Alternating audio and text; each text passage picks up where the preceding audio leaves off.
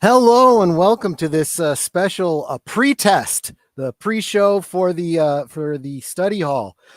This is Troy. It's on my channel this time, just because I wanted to give some separation on this topic from Boomer's channel. But let me quickly introduce my co-host, Aged Boomer. Say hi. Hi. I almost You said hello. sound nervous. I'm fine, man. Yeah, Everything's this gonna is be a very fine. touchy topic. I know a lot of people have very strong feelings about this. I know you don't have a great deal of strong feelings about it. You don't really watch The Mandalorian Nope. or anything like that.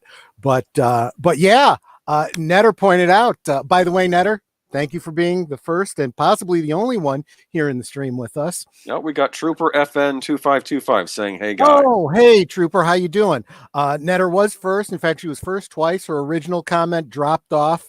But she is my enabler. She is my supporter. She's always there for me. I know that. But she pointed out to me that I got a thumbs down already. And I can only assume that's based on my thumbnail and topic. So what do you make of that, Boomer? Well, I guess any attention is good attention, right? I mean, just from an algorithm standpoint, it's it's all engagement, but Yes. and I don't care. I mean, you don't like what I have to say, by all means, just flame me down there in those comment sections.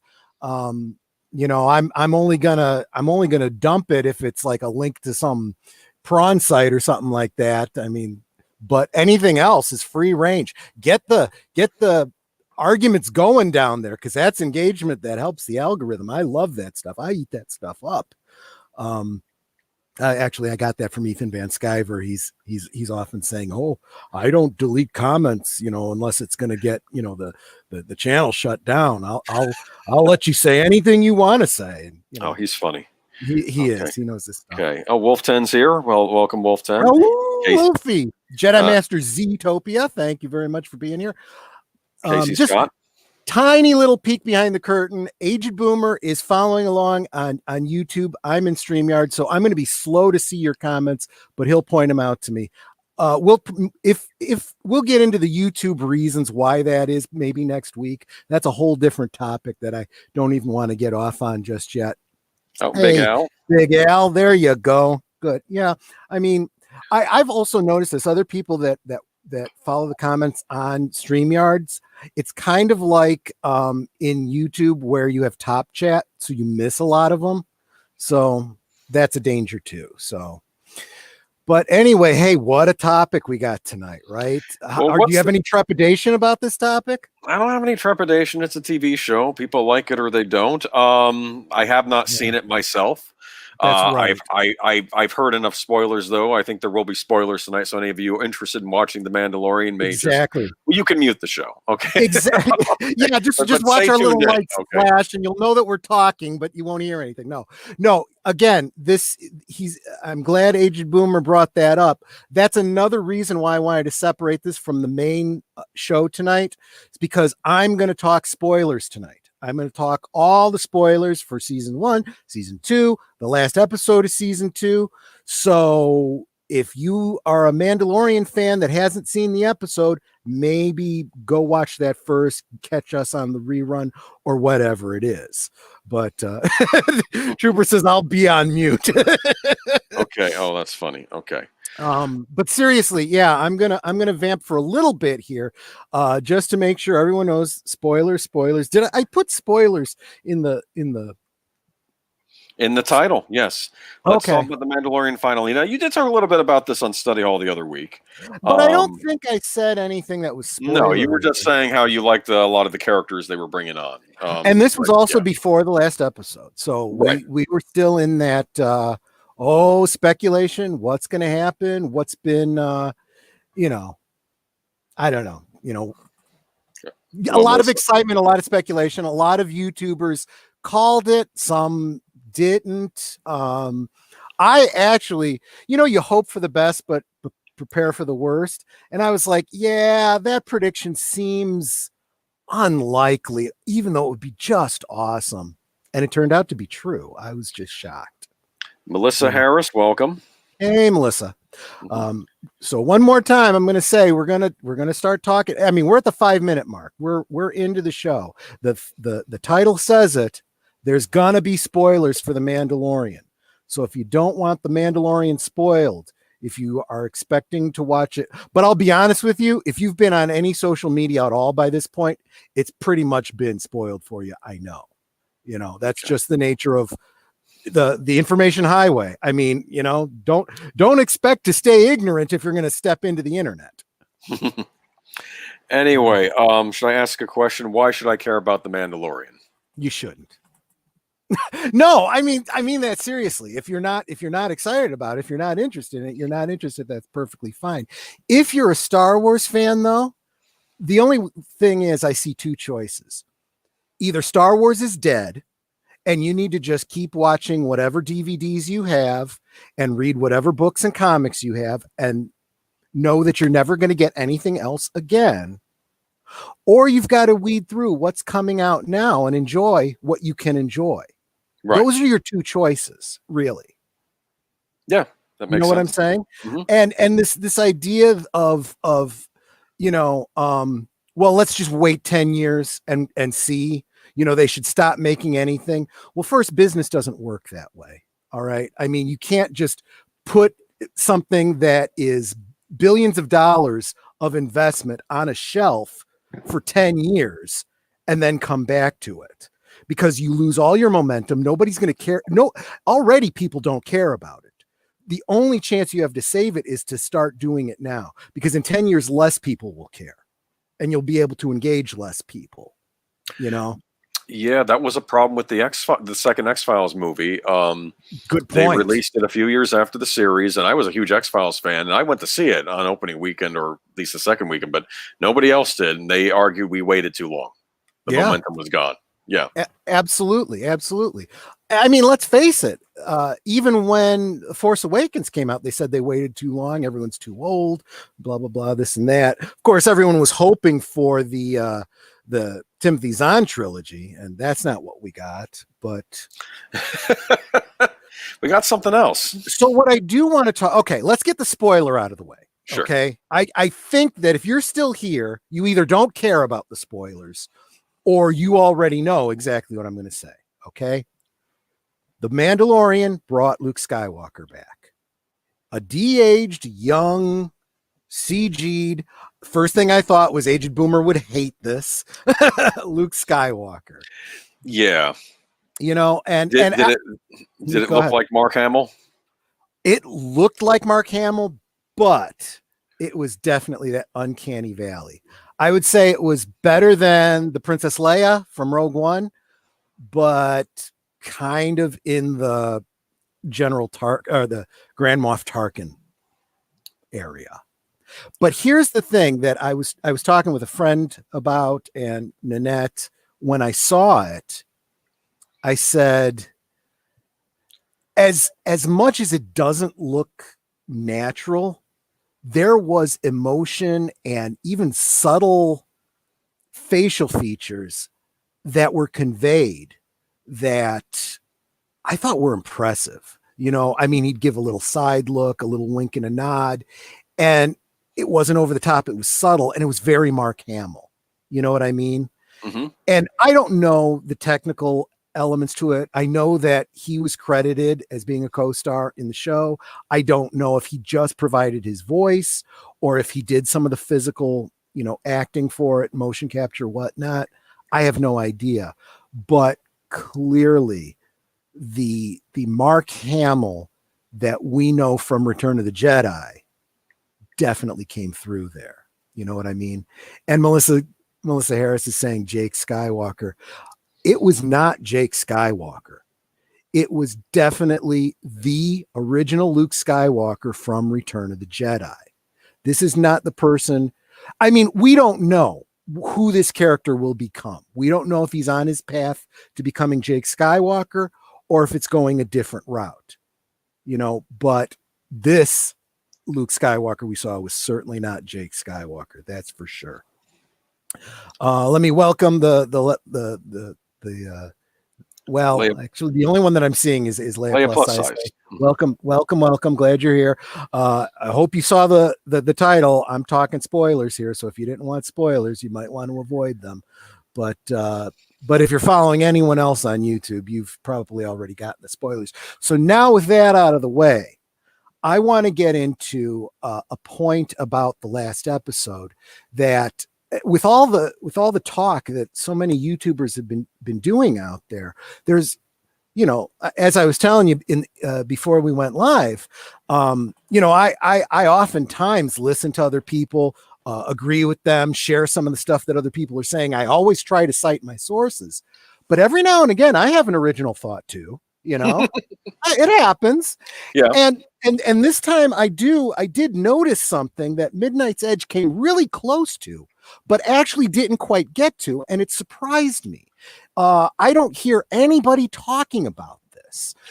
There was in the Ahsoka episode when she showed up, she made a comment that a lot of people caught, and they said, wow, this is a dig at the sequel trilogy, because she said something about you can't be a great Jedi without training.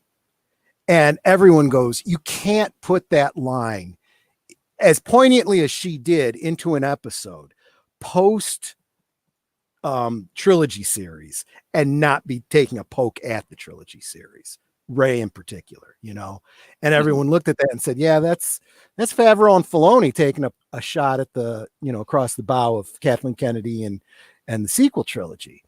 And of course, there's people that disagree with that and whatever. There was another line that I think was a little more subtle, but a little bit more obvious if you pay attention to it. So let me lay out the scene for you, Boomer, because I know you didn't see it. They're going after the big bad, the Grand Moff, who has been the villain of this particular season. They've captured him alive, and they bring him up to the bridge. And the big one of the big MacGuffins of the season was that this baddie had the Dark Saber. It's a symbolic dark lightsaber from Mandalorian history. It's kind of like their version of Excalibur.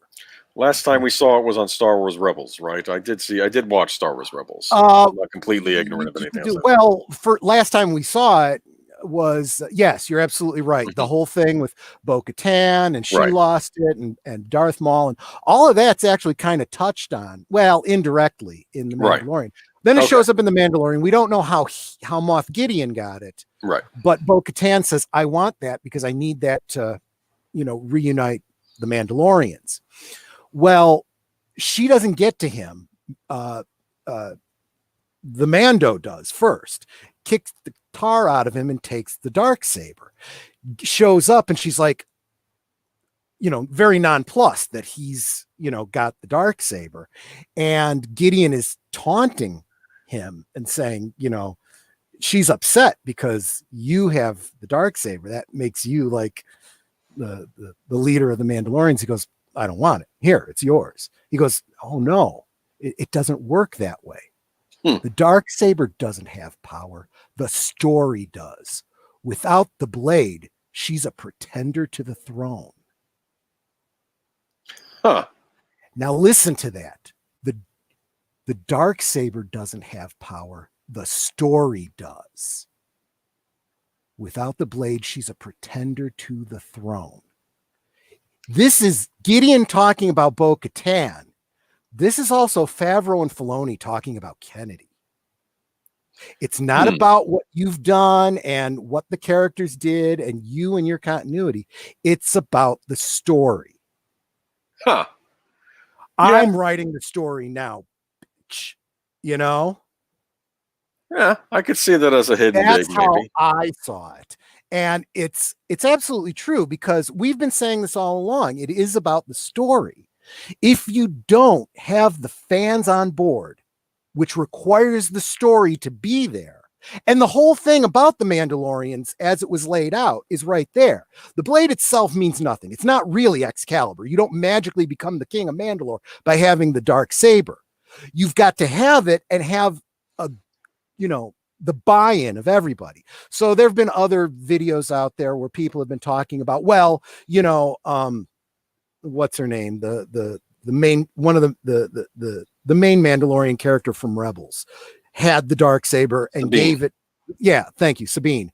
Gave it to Bo-Katan. Well, a lot of people have pointed out there's a big difference. When she gave it to her, before she even produced the blade, all the Mandalorians that were there had already sworn their allegiance to Bo-Katan. Mm-hmm. So when Sabine brings it out and says, you know, here, take it. Well, no, it's yours. Well, I think it came to me because I was meant to give it to you.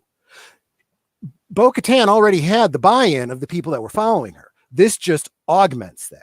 Okay. And now the symbol is complete. Now we really are behind you. Okay. Bo-Katan doesn't have that this time around. You know, she's been disgraced. She's lost it. She needs to and they actually cover that in Rebels too. Being a leader isn't just picking up a sword and saying, hey, look, I got the Dark Saber. It's being a leader means being a leader. It means having the buy-in from people. And does that not directly reflect what we're seeing in fandom? If you don't have the buy-in of all the people you're trying to lead, you've got nothing. You've got the sequel trilogy. Well, this kind of begs the question in my mind as to who is really running Lucasfilm right now, creatively speaking. Yeah. And I'm guessing you're probably kind of indirectly referencing a video we both talked about that was shared by Midnight's Edge. In fact, what I'm going to do is I'm going to go ahead, because like I said, I always like to share my sources. No sense talking around the subject. Let's make sure that everyone knows where this is coming from. Midnight's Edge had a great piece that literally came out today. Even though I was already planning to talk about this. Yeah, a few hours ago. Yeah, it came out, and there was a lot of things that they said that I was already thinking about sharing. But these guys know their stuff. They really do. And they were saying it really looks to all the world like, and they have some inside information that we don't have. These guys are definitely industry analysts who have inside sources, and they're saying, yeah, Kathleen Kennedy is still there. She's holding on to her position, but it really looks to all the world like she's, the boss in name only. And it's been made very clear that Favreau and Filoni are being sheltered from her. They can do what they want because they've proven themselves. And I was having a talk with a buddy of mine the other day about Favreau. He's like, look, Favreau is not Feige. It's Favreau that set up the whole Marvel universe as it was. With the first Iron Man. Yeah, he started out with the first Iron Man. He had the vision. Now, maybe Feige took it and ran with it, but Favreau was still involved. And it's starting to look like when Favreau got out of it, that's when it started to fall apart. Yeah, a lot was hinging on that first Iron Man movie. I remember because I think the big concern was that no one, the comic book fans know who Iron Man is, but like the general public, right? Do they know who Iron Man was? They know Spider-Man, they know Superman, Batman. Do they know who Iron Man is? But yeah, I thought they did, but somebody told me, no, he was considered a lower tier character. I guess I just knew about him because I was, big Marvel geek fan, but yeah. And maybe I guess you're right. Yeah, and they did get Robert Downey Jr. And even Robert Downey Jr. was sort of his big comeback role because he had, of course, some substance abuse problems and had his issues and everything. And, great actor, but he had been out of the limelight for a while, and he came back as Iron Man. And when that trailer premiered, people loved it. And I'm assuming that, I don't know if from what you're saying, lightning has struck twice for Favreau on this issue. What do you think? Well, let's look at it from a business point of view, because that's how I like to look at things, right? You take the emotion out of it and just look at it logically from a business standpoint. Why would they bring him in? They look and they're like, we want to, and actually Disney has even said this. They've said, we want to make a shared Star Wars universe just like Marvel. So who do you bring in? You bring in Favreau. Right? He did it for Marvel. He's going to do it over here. Now, although I don't know this is speculation, but my buddy pointed this out, his speculation, and I thought it had merit. He said, Now, you could very easily have a situation where Disney, because we know this happens, Disney comes in and bullies directors and says, we want this, you do this, you do that. Oh, yeah. And I could totally see Favreau going, did you bring me in here just to be your yes man? Or did you bring me in here to set up what you wanted me to set up? Because I'll do it if you want me to do it. But then you just need to back off and let me do it. You know, otherwise, by all means, hire somebody else. I mean, I'm sure it'll take me a while to find another job. I mean, it's not like I've been terribly successful in the past, you know, and it's not like I can't, you know, go somewhere else. I mean, you know, I could totally see him doing that. I came here because you want my talent. If you don't want my talent, by all means, Kathleen Kennedy's your person. She's the one who'll do whatever you tell her to do, you know, but how has that worked out for you? You know? Yeah. So, yeah, go ahead. Well, Big Al has a comment. Haven't been this happy with a Star Wars product since 1983. I felt like a young fan again. You know, I'm glad you say that, because a lot of fans are saying that. And it brings up, what is the point of being a fan in fandom unless you're enjoying yourself? If you're a fan in fandom who exists just to bitch about it, I mean, that's... yeah, I mean, I understand fans are passionate and you're going to get upset about things. But if you are going to purposely go out of your way to be upset about things, I mean, that's the puritanical, you know, as Boomer and I were talking about earlier today, there seems to be this ideology that has creeped up in American culture that, you know, it has to be my way or it's no way at all. You know, we see it from the SJW side.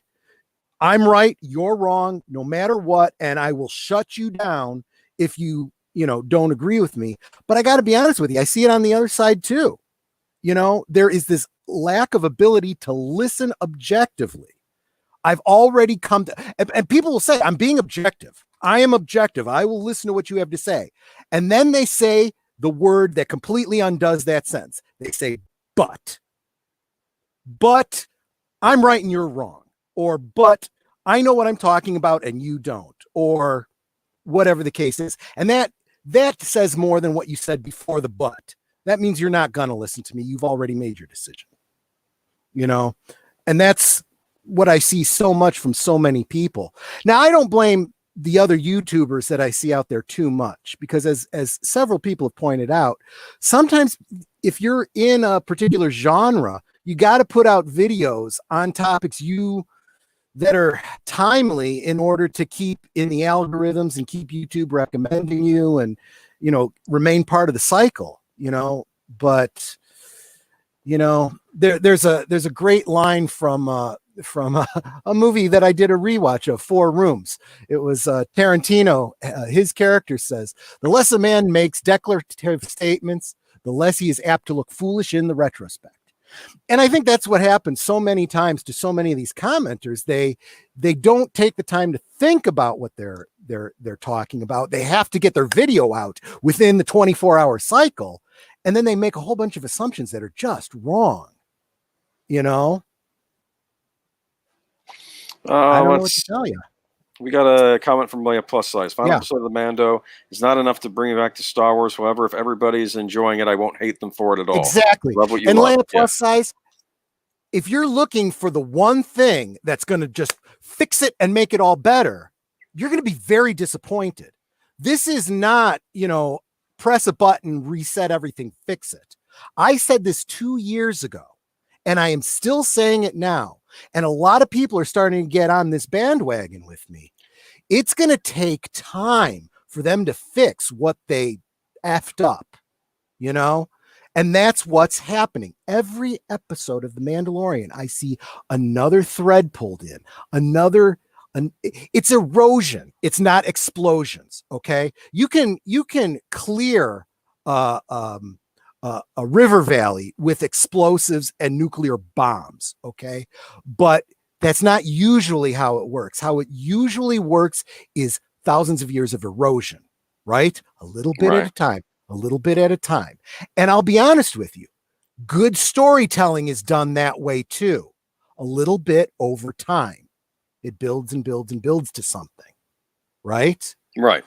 I mean, just look at this whole thing with the I'm just going to take one element of the Mandalorian and point out the story craft in it. Okay. This whole idea of the helmet, right? He can't take off his helmet. Now everybody is talking about, he took it off at the end for Grogu, and it was so sweet and everyone cried. But that couldn't have happened in a vacuum. You don't just go from, this is the way, no one sees me, blah, blah, blah, blah.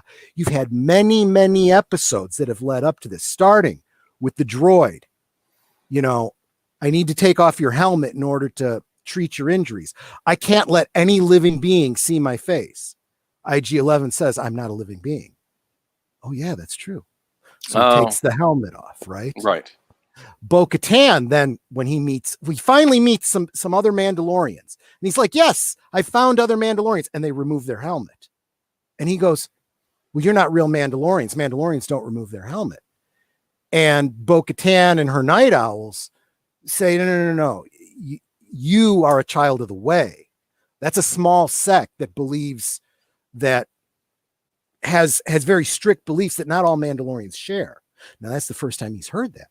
He's been basically part of a cult, and he doesn't realize that other Mandalorians don't share those beliefs. So now he starts to question, right? Then he's in a tank with a rogue named Miggs Mayfield. And his quote was great. He says, I don't know. Seems to me like your rules start and change when you get desperate. I mean, look at you. In the scene, let me set the scene. They're going on this rescue mission to get Grogu back. And they have to infiltrate this Imperial base.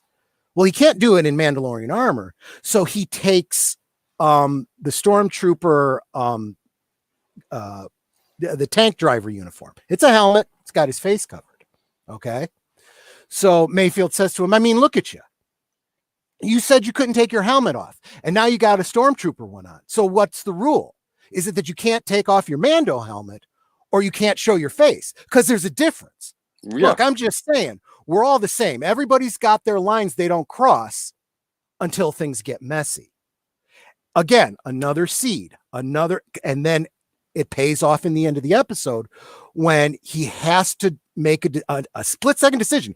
He's in front of a console that's going to alert everyone that he's there if he doesn't take off his helmet so it can do a retina scan. Or, a facial scan. Okay? And what it comes down to, and this is good acting, he's now got a choice to make. Do I give up on Grogu, or do I give up on my oath not to take off my helmet? The two are mutually exclusive. So which is the greater dishonor? So he takes off his helmet. Okay. Puts it back on before they leave. But, Mayfield has now seen him. Although Mayfield says, hey, I never saw you. Right. Basically, I agree that I never saw you. But that doesn't change the fact that he did. Right. And then just before Din Djarin has to give up Grogu. Okay. Grogu reaches out to the mask and tries to lift it. He'd done that previously because he wanted to see his face, and he pushed him away. And there's that moment, and then he takes off his helmet, and there's tears in his eyes. I mean, number one, that was dramatically powerful. Right. That is, I've been like a father to you.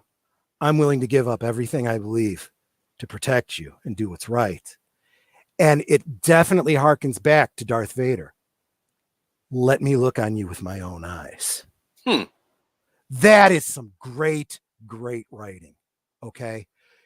Are Favreau and Filoni perfect? No. But they get some stuff right. You got to give that to them. And it made me think of, and I actually heard another YouTuber comment this too. Made me think of an interview I heard with Carrie Fisher where she said that Star Wars is about family. The sequels don't get that. No. They want to bury the past. They want to kill the family, kill the father, destroy the family. We're doing new stuff. People don't accept that because without knowing it intellectually in their hearts, the fans know Star Wars is about family. It's about Anakin Skywalker. It's about Luke Skywalker. It's about Leia. The Mandalorian is about Mando and this child that he adopted, just the way he was adopted. You know, it's that honor and respect. You know, and Al's in the chat. It's so beautiful. I can kind of hear him saying it. Yeah, Audrey tried to comment too. Mando, in its defense, has been doing a good job of keeping me interested. Yeah, that in and of itself says something, right? All right, but oh yeah, go ahead. I'm just going to say, prattled on long enough, really. No, I just know that I remember that Midnight's Edge comment though, that they did make a point that after the new Disney sequel trilogy, that a lot of people are finished with Star Wars in general. I think. Yeah. I think they were making a point about that. I mean, the people that have left, and they may not ever come back, and that's their prerogative. They are missing out on something though, because I think Disney got the message. They're not gonna hit the nuclear reset button though. It's gonna be a slow reboot, but they're doing it. I see them doing it. But even you and I have our own science fiction series that I think well, I don't know. I'm not going to speak for you. Let's be careful. But no, but I know you can speculate. I'll agree if I do. With me and Doctor Who, though, I don't think I'm ever coming back. I'd be and I'd be really surprised. I would say that the big difference there is that there's been nothing like The Mandalorian for Doctor Who. There is nothing that has shown any hope for people. I see. So it's not like I don't know what the equivalent would be in Doctor Who. I know they did a comic book about a Dalek hunter, right? And that was a separate thing in Doctor Who. Of course, I don't know if they would even bother doing that now. But I don't know, because now stuff is happening and I don't even know about it. I'm that far removed from it. But I mean, they completely went. I mean, at least the one thing you can say about the sequel trilogy, it didn't undo anything from anything prior, which is kind of the range where Mandalorian is playing in. You know, they're still playing in what we all consider to be the original canon, right? So we're still fine there. Whereas Doctor Who went back and changed continuity for all time. They did hit the nuclear reset, and look where they are. Congratulations, you know. Interesting. Okay. Yeah, so, Wolfie just noticed that we got a thumbs down. We had that thumbs down before we even went live. So that means whoever gave me the thumbs down had already made their decision and wasn't going to be listening. Right. So, and that's fine. That's engagement. That helps. But let me see. But I was going to say that you know, speaking to, I've seen a couple people commenting in the chat about the whole Jake Skywalker thing. I'll tell you what, this is really not the Jake Skywalker from the sequels. In fact, this is and in fact, there's nothing in this that builds up the Mary Sue belief about Ahsoka. Ahsoka basically said, I can't train him, but maybe someone else can. And the someone else can is Luke. It's like there's an acknowledgement, you know, Luke's the guy that brought Darth Vader back from the dark side. If anyone can train this child, it's Luke. You know, Luke brought Vader back, not Ahsoka. Ahsoka failed. Right. Luke succeeded where Ahsoka failed. That's what a lot of people keep overlooking. Yeah, maybe she should have been, you know, taken out, or maybe she's run her course or whatever, and she's outlived her usefulness. But that's probably her worst sin. She's had her share of failures, and it's been very clear that in places, the important places where she failed, Luke succeeded. You know, and there was at no time there was one episode Ahsoka showed up in, and she was helpful in an ensemble way, but she was in no way Mary Sue-ish. And she said, yeah, no, I can't help you, but go find someone else who can. Here's how. And it turned out to be Luke, you know, and that's saying a whole lot. And it was very interesting that when Luke shows up before they do the facial reveal, he's got this thing where they're all trapped in the bridge being assaulted by these dark troopers, and Luke lands his X-Wing fighter and starts fighting his way through the corridors through all these stormtroopers, and it was very much like a reverse of the Darth Vader scene from Rogue One. It was that level of, and it was like, oh man, you know. And yeah, even down to the last one where he gets to the last droid, and instead of cutting him down with his lightsaber, he just crushes him with the Force. It was pretty darn cool.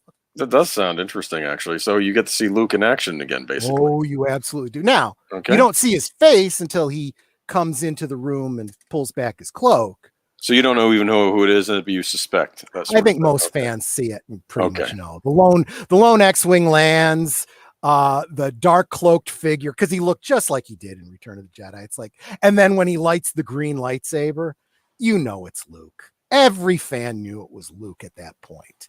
There was no question. No one was still holding out for Ezra Bridger at that point. Right. Well, plus I figured that might be its own thing. Well, here's hoping, because I mean that is an open. If Thrawn is out there, that means Ezra must be. So that's something they could deal with later on. Now, I am saying this though. May I start to rain on your parade? Try. Yeah, go ahead. Okay. Now, we're thinking this will retcon the sequel trilogy, but maybe it won't. But you suspect that it might, okay, based on things that have been said and hints that have been dropped, right? Okay, wait. Say that again. I think I misunderstood you. I'm sorry. Maybe retcon is the wrong word. I apologize. But maybe this will get rid of the sequel trilogy, okay? Mm-hmm. And, do you think that's going to happen based on hints you've seen on the show, right? I can totally see both possibilities. I mean, that Midnight's Edge piece that I just dropped kind of addresses this too. It's kind of like they're kind of taking the stance that Terminator 2 did, that the future's not set, right? Okay. There's people that assume that, well, you know what? This is Luke as we love him, and that's great, fan service, but we still know he becomes Jake Skywalker. And there's a lot of others going, no, we don't. I think they're going to go a different path with this. There are, and we could debate about how they're going to do that, whether it's just ignore those movies, create new continuity, new stories, whatever, or if they're going to be literal about it with the Veil of the Force or something else. I don't know. But I'm not going to stand here and say it's definitely happening, but I am going to say I'm hopeful because I've seen enough to be hopeful. They've given me enough to be hopeful about. Okay. When you're Princess Leia, standing, in Yavin base and they blow up the Death Star. Okay. You go, I have reason to believe we might pull this off.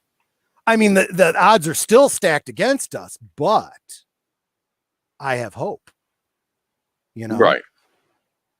Okay. And I just hope it doesn't jump the shark. I think I had that comment down here too. But again, not yet. Yeah, and that does tend to happen with even a lot of series I love. But again, Disney Plus is a new service. This is their big headliner. Yeah. Maybe they're keeping a close eye, making sure it does. So Jedi Masters Utopia brings up a great point that I was planning to address. He says Filoni is stealing from the EU. Now, number one, keep in mind that the EU is owned by Disney. It's part of Star Wars. Those stories, you can't have it both ways. You can't love the EU and say, I am mad at Disney for making it non-continuity and then getting mad when they start bringing it back into continuity. There is some great things in the EU that I absolutely do want to see recanonized. But the EU is not perfect either. There are some things in the EU that should never have been written. And I cannot reconcile in my head canon for Star Wars. So by all means, I am great with them decanon, because let's face it, I mean, just like with Star Trek, books were always assumed to be non-canon until you saw it referenced on screen. Right.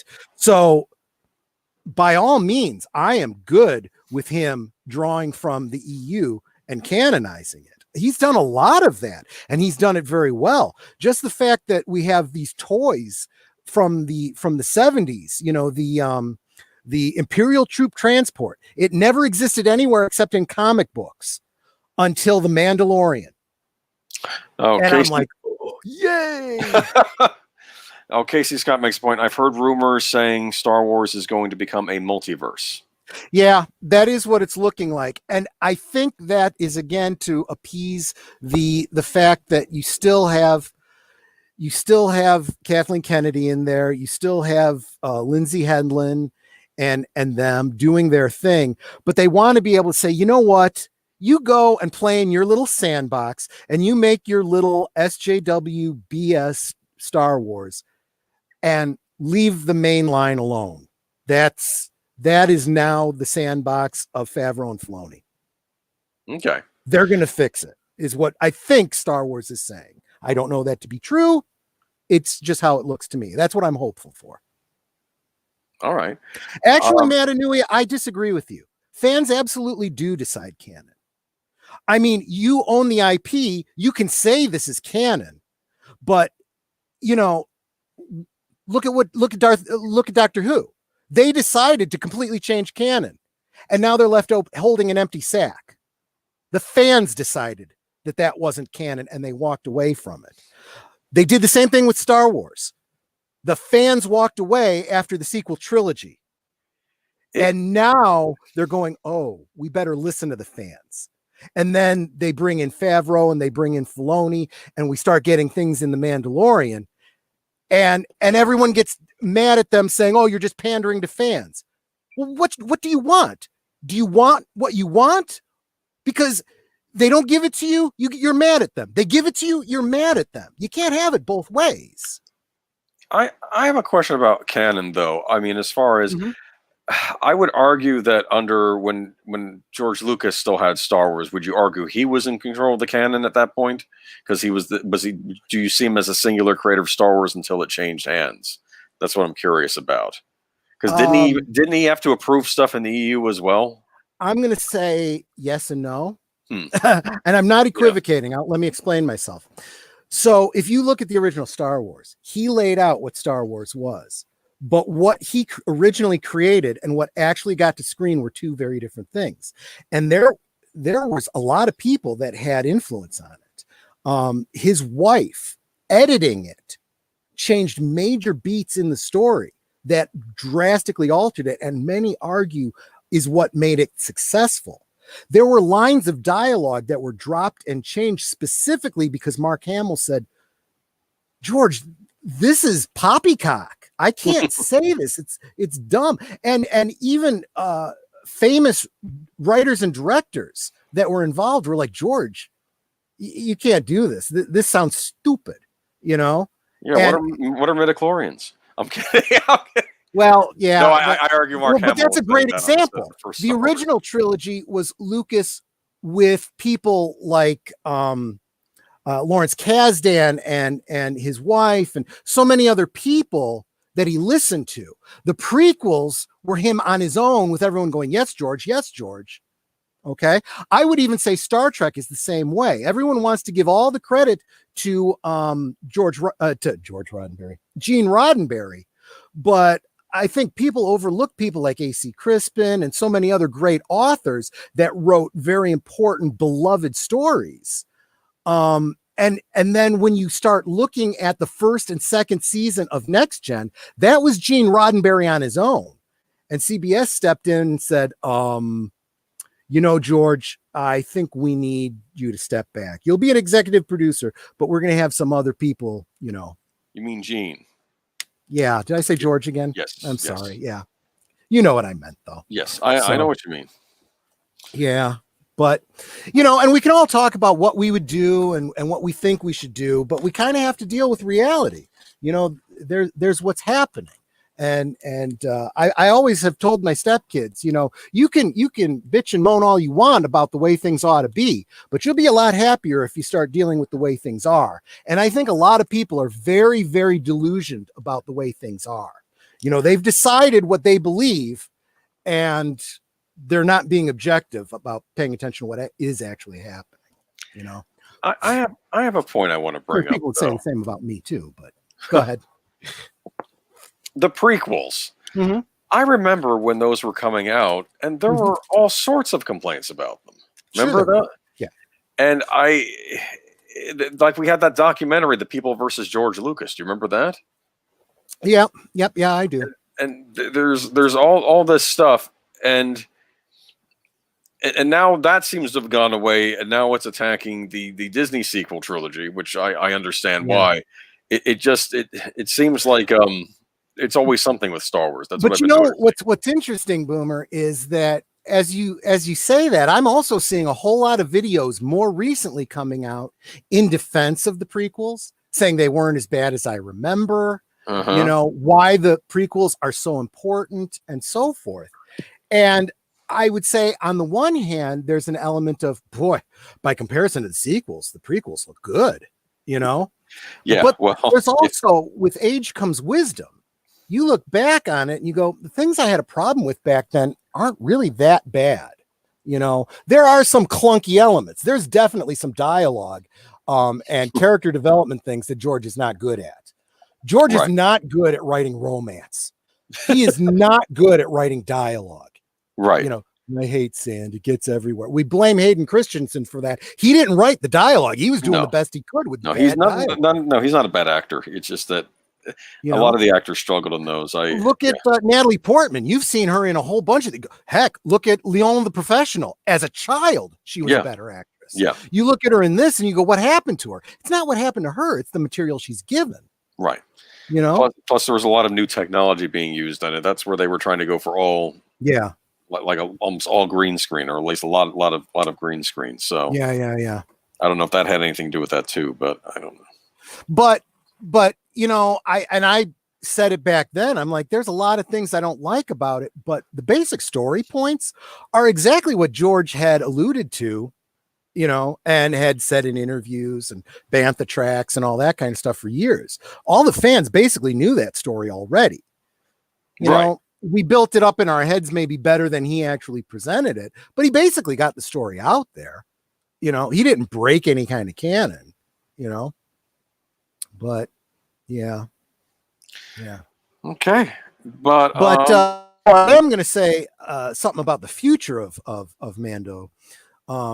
There's another big spoiler. If you guys did see the last episode and didn't stay to the end of the credits, you missed the foreshadowing that the next book in the story is the Book of Boba Fett.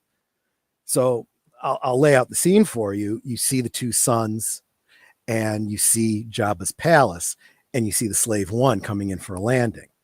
And then inside Jabba's palace, sitting on the throne, is a now very obese Bib Fortuna, who apparently survived the skiff exploding. It's entirely possible. We don't know who died and who didn't. Right. And he's got a Twi'lek, what do you call it? You know, slave girl chained up. I don't know. To me, it looks like it was Lin May from the special edition, but maybe it's not, because I'm not seeing anyone else commenting on it out there. Mm-hmm. Mando comes in shooting the place up. He goes and stands in front of Bib Fortuna, and Bib Fortuna's like, Boba, I thought you were dead. I heard so many rumors. He's in the middle of a sentence, and Boba Fett just shoots him. Goes up, knocks him out of the throne, sits down. What's her name?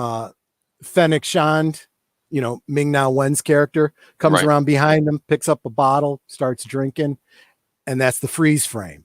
And it, you know, comes up with the caption, the Book of Boba Fett, the Book of Boba Fett coming December 2021. Now, everyone's excited about that, but if you do a little thinking past this, well, wait a minute. They just had their investor day and they announced all these new projects. There was no announcement of a Boba Fett series. Oh, so this is going to turn into a Boba Fett series, or that this is going to lead off into a Boba Fett series. Here's my prediction. I haven't heard anyone else say this yet. So if any other YouTubers out there have said this, I can't give them credit because I don't know about it. This is, you know, something parallel to that. But I think that the next season of Mando is going to focus on Boba Fett. And I think that because of the way it ended with Mando and Bo-Katan and those characters together, I think they are the new Rangers. So if you want to follow Din Djarin, he's going over to the Rangers series, and the Mandalorian of the Mandalorian is going to be Boba Fett this next season. Okay. And I'll go even further than that. Give it another season or two if Boba Fett is successful, and I would expect the Mandalorian to become Bo-Katan, and then Bo-Katan becomes the Mandalorian. Okay. Well, I could see that maybe helping out the show and preventing it from what I was threatening earlier about it jumping the shark. If in some ways this just becomes a new series and can reinvent itself rather than like if this storyline is basically done and maybe we'll see this character that was the Mandalorian show up in other shows, but his story is done. Maybe that could work. But like I said, I'm talking about something like I said, but I'm predicting things that may not come to pass. That sounds interesting what you just said. Matthew Flynn says, Troy, isn't the Lucas working with a bunch of yes men a misconception? No, it's not. Anyway, so that's basically the season of this season wrap up of The Mandalorian. The past 2 seasons have done a great job.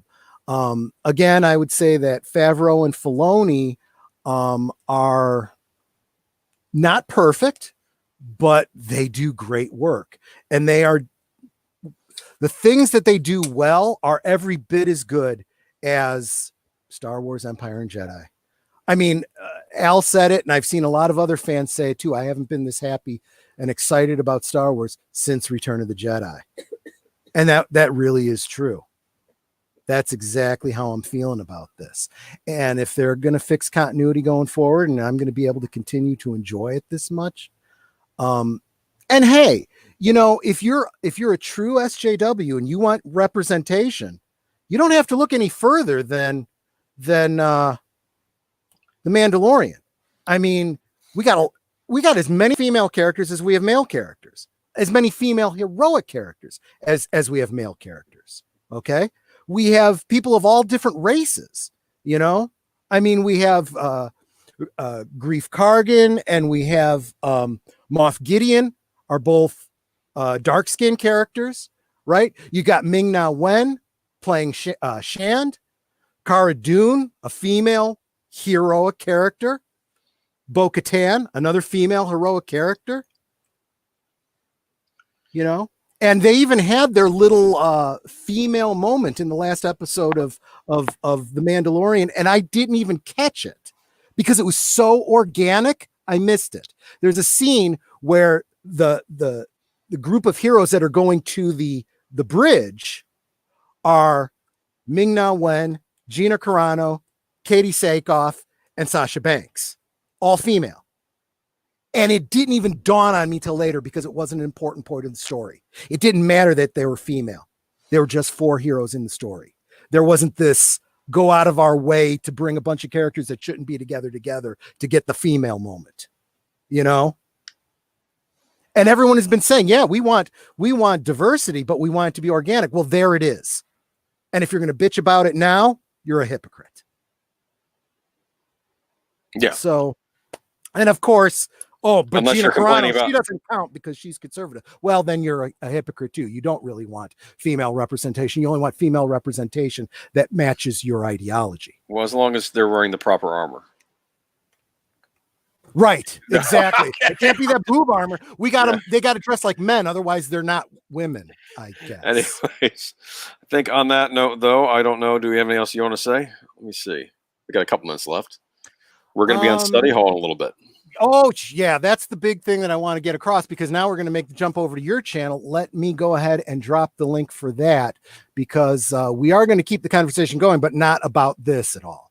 Now we're going to jump over to the regular study hall for no spoilers and just give you your weekly dose of geek news. I wish we could do this daily, but we'd have to be paid for it to do that. Yeah, no, yeah. It's not Timcast. It's not, no, I'm just. Oh my gosh, Timcast! I love his show, but my gosh, what is he recording all day long every day? I think he just stays. And he's got a cot in the back, and he takes a half-hour nap a day. And of course, he's got a staff that I know, but still, he is on every day. Oh, anyway, all he's got to do, and I'm not even sure how much of his own research he does. He's got a team of people that do the research for him, that do the video editing, all that. You have to do it all yourself, all that editing. Every time I see a video come up from you, I'm like, oh my gosh, that's boom, video after video. You have like a video a day from just what we put Sometimes. I've been slacking lately. Because I was gonna get up one about the Marvel reveals too, but I didn't have time this week. It's the holidays. I'm kind of strapped for time, but I got 3 done last week. Yeah, well, technically 2 because I had to cut the one in half, but we won't get into that on here. Okay. Yeah. I already ranted about you earlier. That about one. I'll address one more quick note. Mananui says Sarlaccs keep their prey preserved, doesn't it? No, it doesn't say they keep it preserved. It says that it digests them over 1,000 years. That means is 2 different things. Someone had told me that they had read, I think there was a Bounty Hunters book that, I mean, this was EU, but they explained how Boba, I won't spoil it for anybody who's wanting to read it, but they explained how I've read that one. Yeah. And it certainly does imply that it keeps them alive. And I think that the explanation of what happened to him in The Mandalorian seems to canonize that implication. It kept him alive, but no, it didn't keep him preserved. He's scarred up, he's aged, he's damaged by the process, but he was kept alive at least, you know. And this season did explain how he got out, although we don't get it from his point of view. We get it secondhand what happened to that Sarlacc. So we assume that the 2 are connected. And I'm good with that. I don't need to know all the details. You know, sometimes it's just enough to know it happened. How it happened is up to speculation, but it happened, you know? So that's our pre-show. I'm going to go ahead and close it up right here at the 56-minute mark, because that gives everyone a chance to get over to Aged Boomers for the regular show. And, you know, if anyone has to run to the, you know, little Jedi's room or whatever, you can certainly do that. Little Padawan's room. Little Padawan's room. Oh, never mind. Little Youngling's room. Actually, we just got demonetized from you saying that. I'm kidding. Okay. On that note. Okay. All right. We'll see you in a little bit. Okay. Take care, everyone. Bye-bye.